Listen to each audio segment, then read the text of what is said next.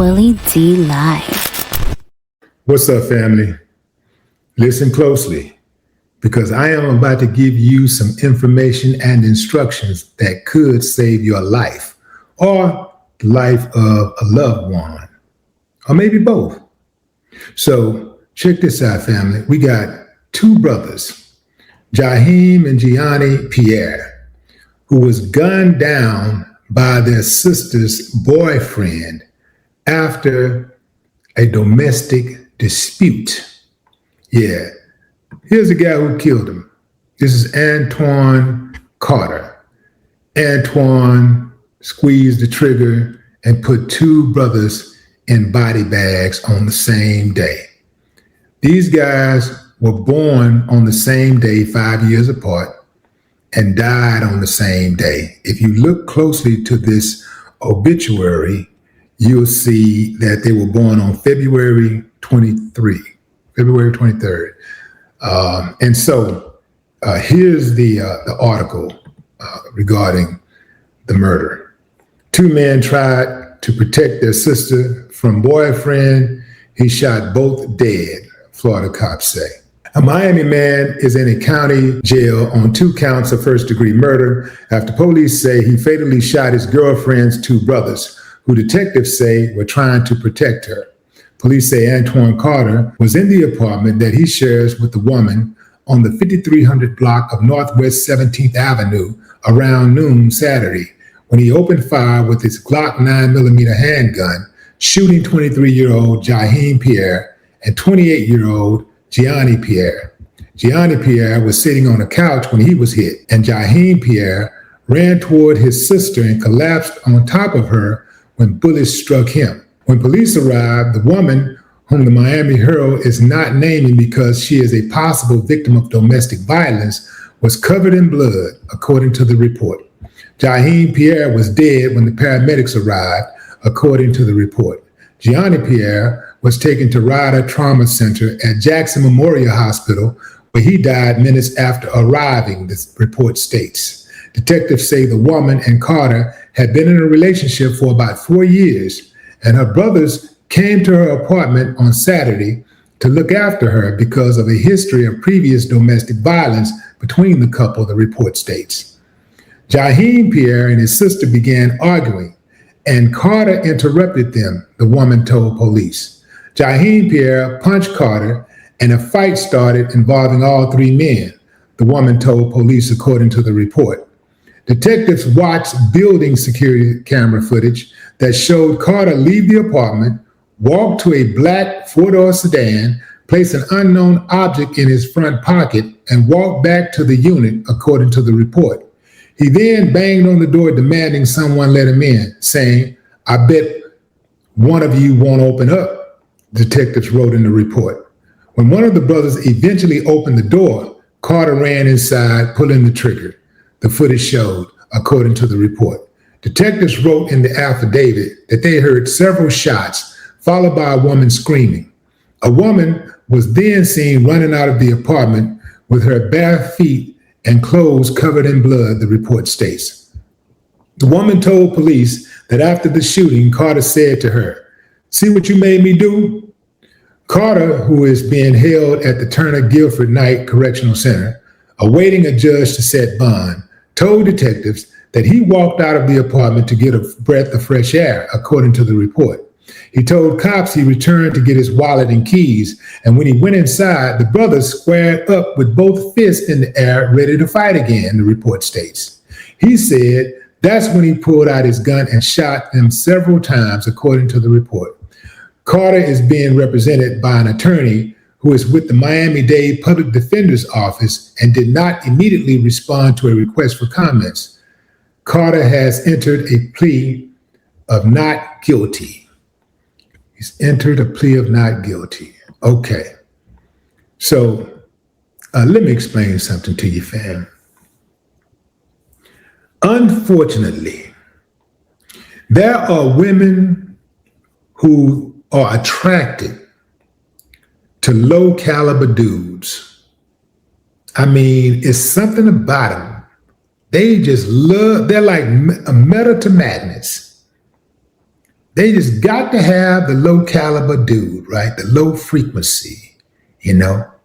And when the relationship goes awry, which they will 100% of the time, oftentimes it is the brothers, the cousins, the fathers, and sometimes friends, best friends, male friends, who are left to clean up the damage. Sometimes they get caught up and lose their lives over these women. And the woman goes on with her life, escaping accountability. I can't tell you how many times I've seen this play. Happens all the time. Women, if you really truly love your brothers, and you really, really, truly love your fathers, your cousins, your friends, you would not put them in those type of situations. Especially if you know you got one that's a rider. You know you got one that ain't going to accept you getting your head beat in. See, you might be able to accept it, but they won't. See, they ain't going to love him like you love him. And they're not going to be fooled by him like you're going to be fooled for him. They're not going to lust for him like you lust for him. They are going to want to make contact. So the best thing that you can do if you really love your men in your family, the men in your life, outside of your romantic partner, is to pick them well. If you want to get with a dude, make sure you pick a dude that ain't crazy like that ain't on some tripping like that. That's not a woman beater. Because if you know your brother is about that life and your father is about that life, and you go in there and you hook up with a woman beater, you just put their lives in peril, because it's something deep inside of a man that is going to cause him to be a natural protector. Even if your sister likes to fight, like one of my sisters told me, you have to be very careful about how you move, within these relationships, how you deal with her significant other. You got to be very careful, because you think he ain't heard, I'm going to call my brothers, I'm going to get my brother. Man, my brother gonna whoop my brother. Yeah. You think he ain't heard that? You think in his mind he ain't saying, yeah, bring him. Let him come up here messing with me if he want to. Yeah, I ain't scared of your brother. You think, how many times you think he said, I ain't scared of your brother. I ain't scared of your brothers. He's already thinking that. He already thinking, he come up in here, I'm gonna do this, I'm gonna do that. Your brother is at a disadvantage, because your brother is walking into a situation he knows nothing about. Oftentimes, you're not telling your brother the whole story. You told your brother about how he pushed you in the ditch, but you ain't tell your brother about how you hit him in the back of the head with the 2x4.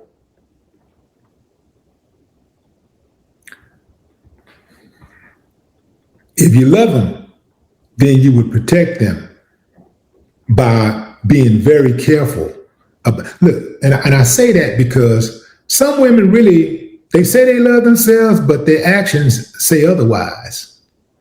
If you love yourself, you would not enter a relationship with a violent man. If you really, truly, if you understood what love really is. But some women think that if a man don't go upside their head, he must not love them. He must not care. They need to see the rage. They need to see the jealous rage. They need to see it in order for them to think that the dude really, really care about them. A lot of us, we need therapy. We actually need psychological evaluations. Many of us should not even be in relationships. Women, if you can't pick them right, don't pick them at all. Get yourself together first. Get healthy. Once you get healthy, and once you really care about yourself, you really care about your life, you care about your body, you would not put your life in peril. You would not roll the dice with low frequency people. I was in a brief relationship with this girl. When I say brief, I mean like 2 weeks. And she was one of those chicks that I realized quickly that liked drama. I could not do drama because I'm already hot-tempered at that point. I'm a lot better now, but God's still working on me. But I was really, really hot-tempered then. And you can't have two damn fools together. It's bad enough if you have one damn fool. But if you put two damn fools together, man, you talking about calamity. It is coming. Somebody gotta have some sense. So this woman got her brothers killed. She got her brothers killed. She was in a relationship for 4 years, a violent relationship, a tumultuous relationship for 4 years. She had plenty of warnings of who this guy was. She was still with him. I bet you $1 to a donut that he done whooped on her head way more times than any of us could just guess. I can guarantee you that's been going on. And like they said the brothers, they said that he had a history. They had a history of domestic violence, a history. Domestic violence is one of those things that has destroyed so many families. So many people are incapable of conflict resolution. They do not know how to process their emotions. So they go from 0 to 1,000. First thing they want to do, if somebody ain't acting right, somebody don't want to do what they want them to do, somebody say something that they don't like, first thing comes to their mind is, first of all, insults and hitting, striking something, beating something. But it's interesting that that's not the first thing that comes to their mind when the police accost them or attack them or disparage them, degrade them. They don't think like that when the police do it to them. Police can call their mama a B word, their daughter a B word, and body slam their daughter on the ground while she's in a bathing suit, and they go and get a lawyer. They don't know how to be aggressive when it comes to the police. They don't know how to do the get back thing when it comes to the police. Now, Buddy just killed 2 guys, right? Now, the average person might see him and say, oh, he's a bad guy. That's a bad guy. That's him right there. He's a bad guy. Bad guy, right? Tough guy. But he's still in jail. When the police came, they put the cuffs on him. As bad as he is, he's now in the custody of Miami police. And he has to go through the motions. He got to hire a lawyer. In fact, he can't hire a lawyer. He got a public defender. His ass is definitely going to jail. Because they're going to say the fact that he left that house, he can talk about going to get his wallet and stuff all he wants to. But the fact that he left that house, put that gun, armed himself with a gun, and then walked back up to that house, they got him. If everything would have went down while they were inside the house, it would have been his word against their word. He would have perhaps had a case because people would have been like, oh yeah, they jumped him. So, he shot him. Maybe he would have gotten something out of that. But the fact that he came into that house and he shot Buddy while he was sitting on the couch. He shot him sitting on the couch. If the evidence proves that that dude was sitting on that couch when he shot him, they're going to say, how was he a threat to you if he was sitting on the couch? How was he a threat? Yeah, he got an uphill battle. His ass going to jail. He's gone for a gang of years. And unfortunately, the sister will probably enter another violent relationship because it's very seldom that women who end up with abusers don't end up with a new abuser.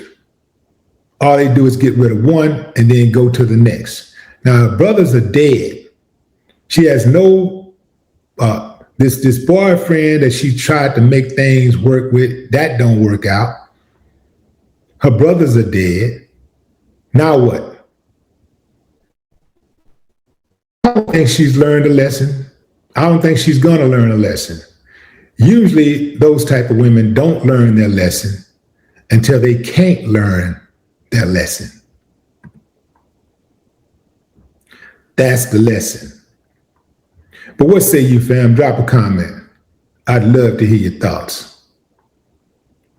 No more talk.